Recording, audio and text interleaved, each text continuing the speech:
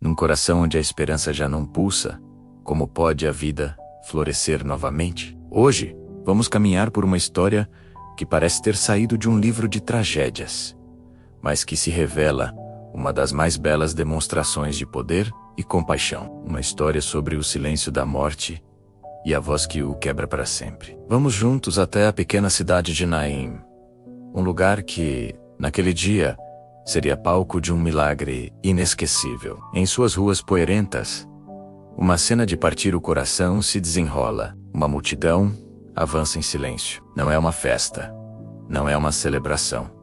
É um cortejo fúnebre. O ar está pesado, carregado com a dor de uma perda que parece absoluta. No centro de tudo, uma mulher. Seus ombros estão curvados, não apenas pelo peso da idade, mas pelo peso de uma dor que nenhuma mãe deveria carregar.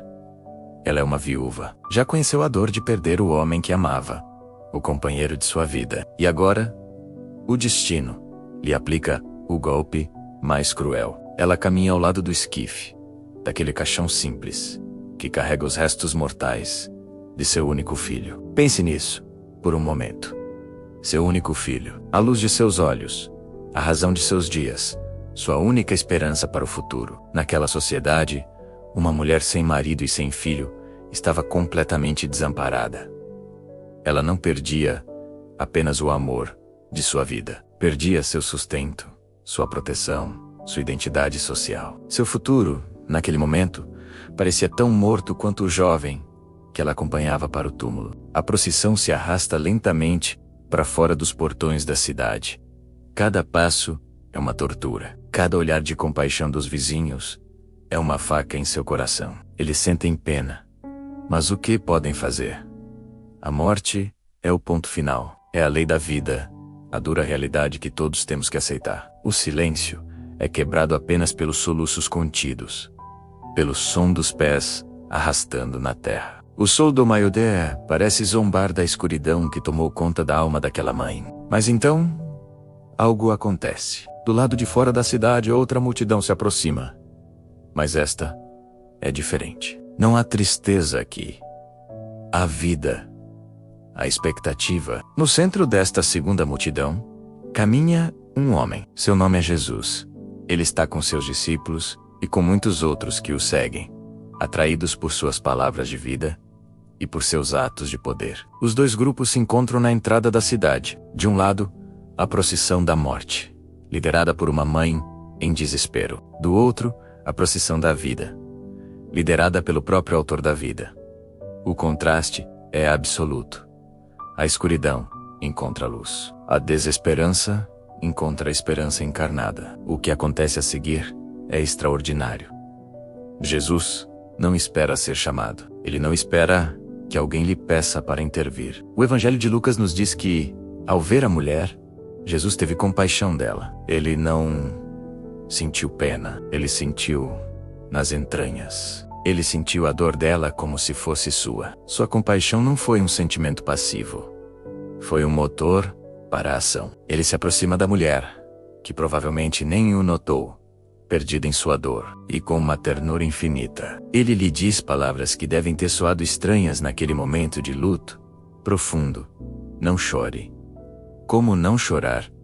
Seu mundo acabara de desabar. Mas as palavras de Jesus não eram um comando insensível. Eram uma promessa. Era como se ele estivesse dizendo: acalme seu coração, pois a razão de suas lágrimas está prestes a desaparecer. Então, Jesus se move em direção ao caixão. Os homens que o carregavam devem ter parado, surpresos, talvez até ofendidos. Quem era aquele homem para interromper um funeral? Mas havia algo em seu olhar, uma autoridade em sua postura, que os fez parar. Jesus estende a mão e toca o esquife. Um ato que, segundo a lei da época, o tornaria impuro. Mas Jesus não teme a contaminação da morte, porque nele não há sombra de morte. Pelo contrário, é a morte que recua diante dele. O silêncio agora é total. Todos os olhos estão fixos em Jesus. O que ele vai fazer? E então, com uma voz clara, calma, mas carregada de um poder que ecoa desde a criação do mundo, ele comanda: Ele não pede. Ele não sugere. Ele ordena. Ele se dirige diretamente ao jovem morto, como se ele estivesse apenas dormindo. Jovem, eu te digo, levanta-te. Imagine a cena. A autoridade divina ressoa no ar. O tempo para.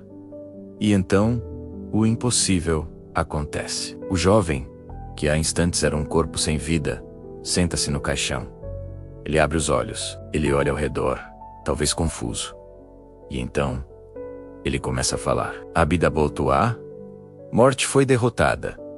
A multidão fica atônita. O medo e o espanto tomam conta de todos. Eles sabiam que aquele jovem estava morto.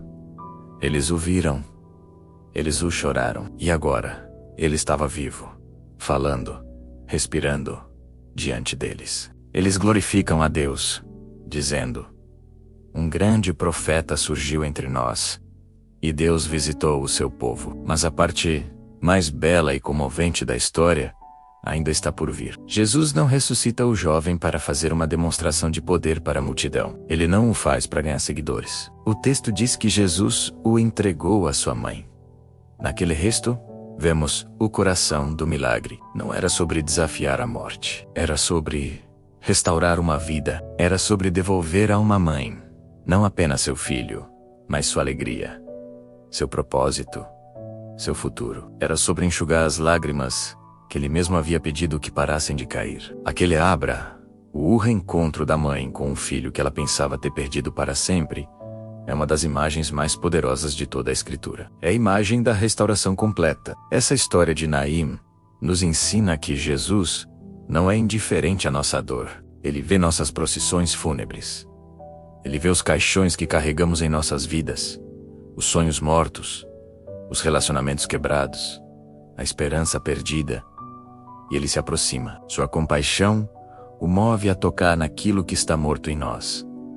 A mesma voz que disse: jovem, levanta-te, ecoa através dos séculos até nós hoje. Ele nos chama para fora da nossa dor, para fora do nosso luto, para fora da nossa desesperança. Ele nos convida a crer que, mesmo quando tudo parece perdido, Ele tem o poder de trazer vida onde só existe morte. Ele é a ressurreição e a vida. E para Ele, nenhum luto é definitivo, nenhuma perda é irreparável. Vamos encerrar este momento com uma oração, refletindo sobre o poder e a compaixão de Jesus.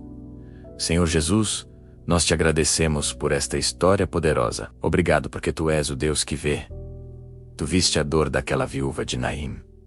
E Tu vês a nossa dor hoje. Vês as áreas de morte em nossas vidas, as esperanças que enterramos, os sonhos que desistimos de sonhar. Assim como te aproximaste daquele cortejo, pedimos que te aproximes de nós em meio à nossa dor. Toca, Senhor, com Tua mão poderosa em tudo o que está morto dentro de nós.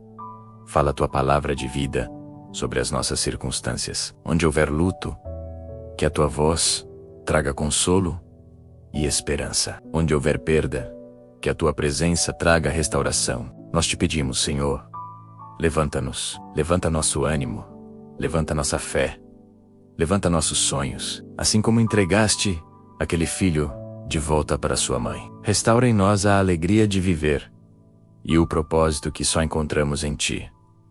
Que possamos ser testemunhas do Teu poder de ressuscitar, não apenas no fim dos tempos, mas hoje, em nossas vidas. Que o mundo veja em nós a prova de que Tu és o Deus que visita o Seu povo e transforma o choro em alegria. Nós Te louvamos e Te bendizemos, porque Tu és o Senhor da vida. Amém. Obrigado por me acompanhar nesta jornada até Naim. Que a esperança que brotou naquele dia possa florescer em seu coração também. Se esta mensagem tocou você, compartilhe com alguém que precisa ouvir sobre esse Deus de compaixão e poder. Não se esqueça de curtir e se inscrever no canal para mais histórias de fé e esperança. Fiquem na paz.